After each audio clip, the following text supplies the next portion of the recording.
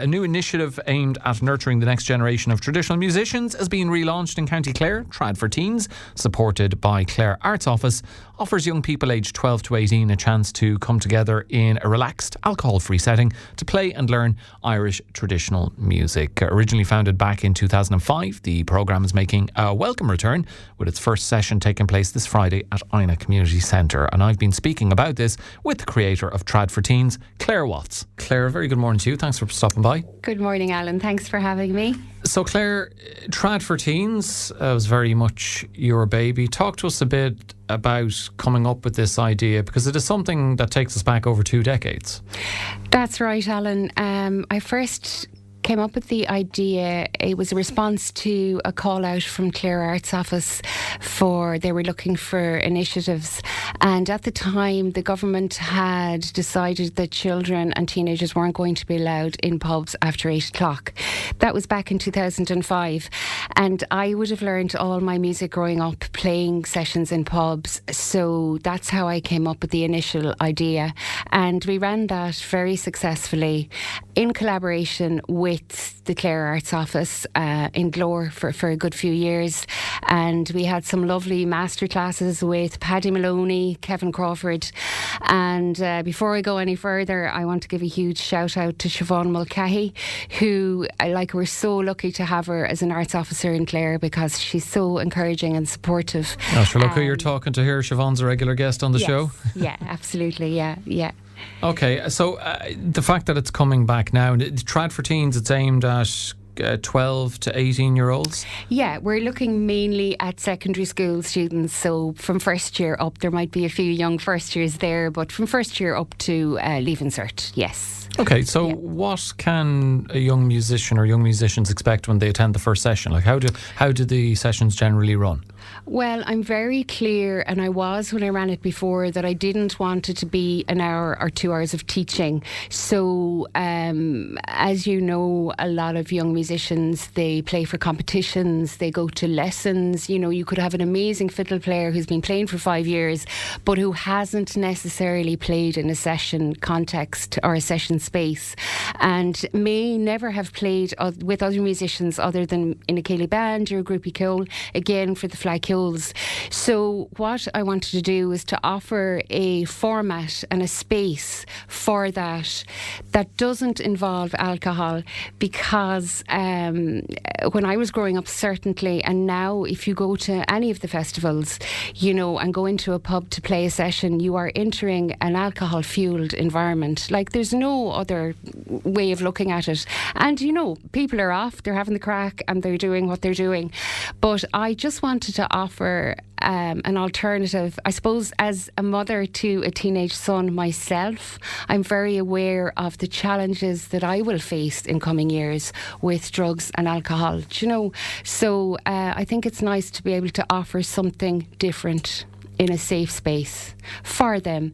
And another thing that I've been very clear about is the session I want them to have as much autonomy as possible. So they'll be leading the session, I'll be there, you know, but I want them to have as much autonomy as possible. So I guess, you know, aside from it being an opportunity for them to play and get familiarise themselves with performing in a session environment, Clare, another aspect of that, and I guess when you begin playing with other musicians, not having previously done it much, if at all, is building confidence. Confidence levels. Yeah, absolutely. Building confidence is huge, and also the social aspect of it.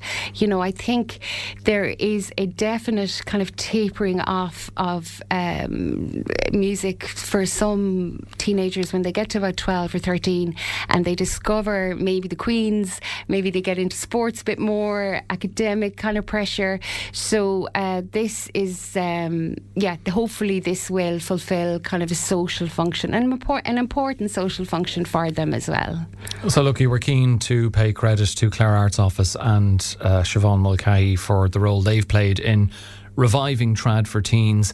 When we go back to, you know, when it launched in 2005, obviously ran well for a few years, and then just, I guess, like some initiatives can do, naturally petered out. I'm sure that was disappointing, but maybe you just acknowledged a thing is going the way it's going. Were you surprised to be contacted to bring it back, or had was this on foot of a rising interest in playing traditional music amongst youngsters? Is this something you'd noticed yourself, or was it brought to your attention? Yeah, it was brought to my attention that there were a few observations of children going into sessions, and they were just kind of left. They weren't asked to play tunes, and it's very hard as a teenager to go into a session in the first place, and just to sit when you don't know anyone. And I just thought, oh God. So that's really why the revival. Now, there are a lot more traditional sessions for young people running than there was 20 years ago, and I think the more the merrier. That's amazing, so there's room for it all, I think. So how is it going to work now? It'll be, I presume, will it be weekly, fortnightly, monthly?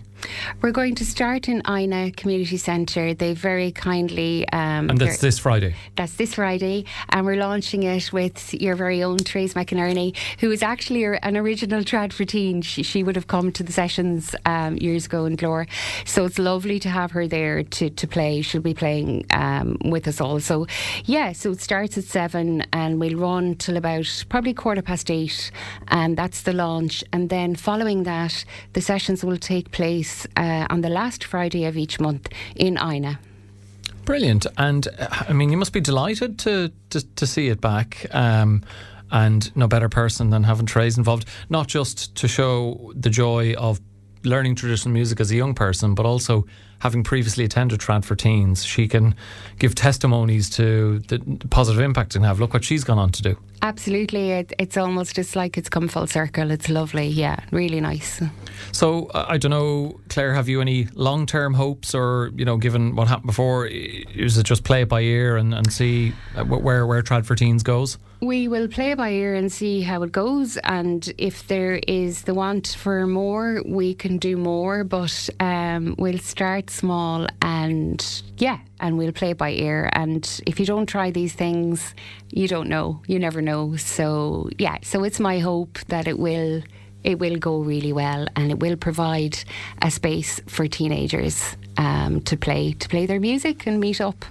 Okay, so this Friday at Inagh Community Centre is the place to be for the revival, the comeback of Trad for Teens. If people, any youngsters out there want to head along, Claire, do they need to register interest beforehand, or can they just turn up with an instrument under their arm? They could turn up with an instrument under their arm, and there will be registration forms on the night. Unfortunately, things have changed quite a bit regarding kind of legislation and child protection since the last time we ran this.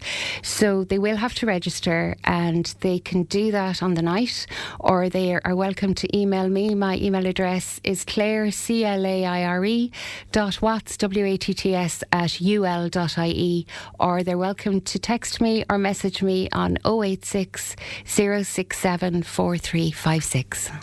Okay, and hopefully it goes really well. Another wonderful outlet for young people. Claire Watts, the creator of Trad for Teens, thank you for popping by.